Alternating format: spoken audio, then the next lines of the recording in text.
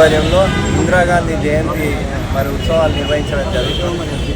ముఖ్యంగా మనందరికీ తెలుసు మరి మాజీ ప్రధాని ఇందిరాగాంధీ గారు వాళ్ళు తీసుకొచ్చిన సంస్కరణలు ఈరోజు దేశంలో ఎంతో మార్పు చెందడం జరిగింది.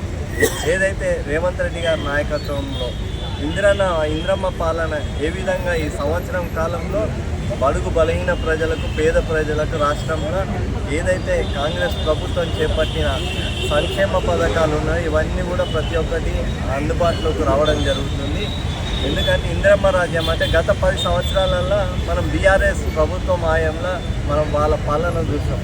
కానీ ఈ సంవత్సరం కాలంలో మరి ఇందిరమ్మ రాజ్యం వచ్చింది. ఈ ఇందిరమ్మ రాజ్యంలో అన్ని వర్గాల ప్రజలకు వాళ్ళకు కావాల్సిన సంక్షేమ పథకాలే కానివ్వండి, ఇవన్నీ ఇప్పుడు మనం చూస్తున్నాం బీసీ సర్వే.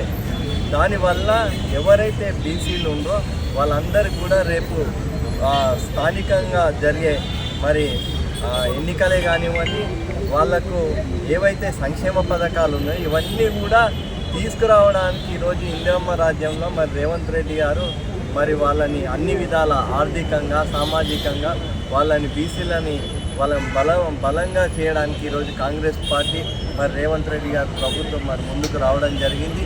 అదేవిధంగా ఏవైతే స్థానికంగా ఎన్నికలు ఉన్నాయో అవన్నీ కూడా రేపు కాంగ్రెస్ పార్టీ, కాంగ్రెస్ ప్రభుత్వం హయాంలో వాళ్ళకు మంచి స్థానం కల్పిస్తుంది కాంగ్రెస్ పార్టీ. మరి రాబోయే కార్పొరేటర్ ఎన్నికల్లో కూడా ఉప్పల్ నియోజకవర్గం నుంచి మరి బీసీలకు అత్యంత ప్రాధాన్యం ఉంటుందని సందర్భంగా తెలియజేస్తూ ప్రతి ఒక్క కార్యకర్త కూడా ఏదైతే బీసీ సర్వే అవుతుందో అన్నిట్లలో కూడా గత సర్వే ప్రారంభమైనప్పటి నుంచి అందరు కార్యకర్తలు మరి ఇంటింటికి వాళ్ళ సర్వే వాళ్ళకు వాళ్ళ సహాయ సహకారాలు అందిస్తున్నారు.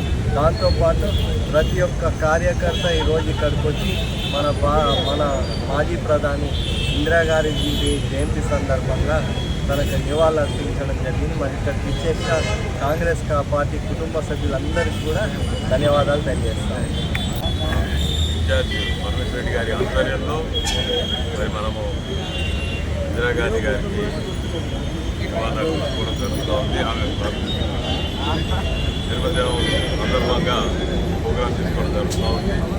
మరి మనందరికీ తెలుసు ఇందిరాగాంధీ గురించి, మరి వారి కుటుంబం గురించి, మరి దేశానికి ఎంతో సేవ చేస్తుంది. మరి ఆమె అధికారం ప్రధానమంత్రిగా ఉన్నప్పుడే చనిపోవడం మనకందరికీ ఉంటుంది.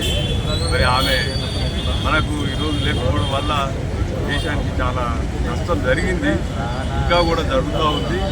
మరి అవన్నీ మన గమనించి మరి సెంట్రల్లో రేపు మన పార్టీని, కాంగ్రెస్ పార్టీని గెలిపించుకోవాలని కోరుకుంటూ నాకు ఇచ్చే అవకాశం